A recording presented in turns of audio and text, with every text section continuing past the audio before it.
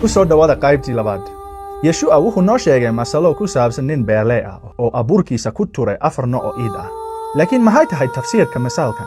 Kitaabkii Injiilka, Yeshua kudigiisu ayuu ku sharaxayaa. Yeshua wuxuu sheegayaa in abuurka yahay ereyga boqortooyada. Iidu waxay matalaysaa qalbiyada dadka ah. Farinta boqortooyada Ilaah waxaa lagu beeraa qalbiyada dadka. Laakiin dadka waxay ka bixiyaan jawaabo kala duwan. Qalbiga koowaad, qalbi adag. Aayadaha waxay leedahay marka qof maqlo ereyga boqortooyada oo uusan fahmin, kan shar kale ayaa yimaada oo ka qaada wixii qalbigiisa lagu beeray. Qofkaani wuxuu maqlaa farinta boqortooyada, laakiin ma fahmo, mana rabno inuu fahmo. Markiiba shaydaan yimaada oo ka qaada farintii qalbigiisa lagu beeray. Qalbiga labaad, qalbiga aan qoto dheerayn.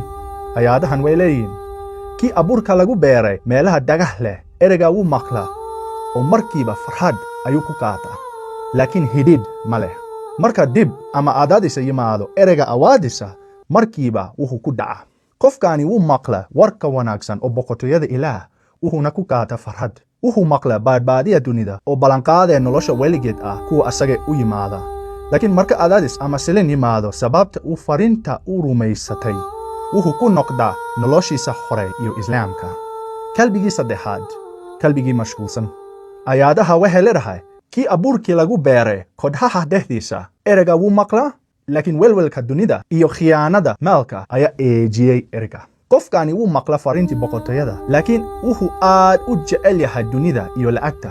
Welwelka nolosha iyo raabitaanka maal ayaa eejiya farintan. Sidaas daraaddeed miido ma dhaliso.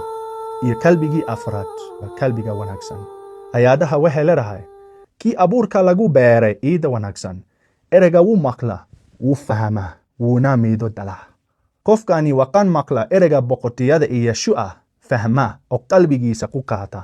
Sidaas daraaddeed noloshiisu miido badan ayaa dhalisaa. Laakiin halkan su'aal muhiim ah ayaa ka soo baxaysa. Waa maxay farinta boqortooyadu? Waa maxay ereygan boqortooyada ee Yeshua ka hadlayo? Qaybtii saddexaad waxaan ka jawaabi doonaa su'aashaasi.